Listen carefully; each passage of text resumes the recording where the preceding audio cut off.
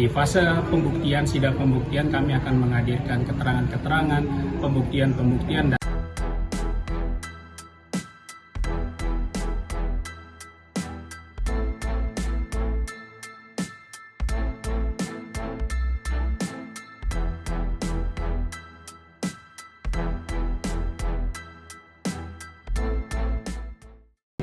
Kami pihak pemohon paslon 01 cukup optimis menghadapi persidangan besok.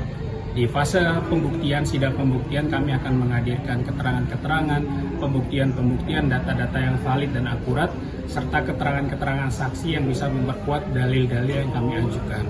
Beberapa hari ke depan, baik kita mendengarkan tanggapan dari apa yang kami mohonkan dari pihak terkait ataupun pihak termohon, kami cukup optimis bahwa apa yang kami bawa 11 pokok permohonan berisikan dalil-dalil yang kuat, berisikan alasan jurisprudensi yang jelas, sehingga nanti selama proses persidangan berjalan kami cukup optimis MK bisa mengabulkan semua permohonan dari kami pihak pemohon paslon 01.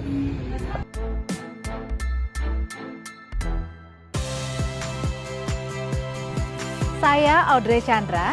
Saksikan program-program Kompas TV melalui siaran digital, pay TV, dan media streaming lainnya. Kompas TV, independen, terpercaya,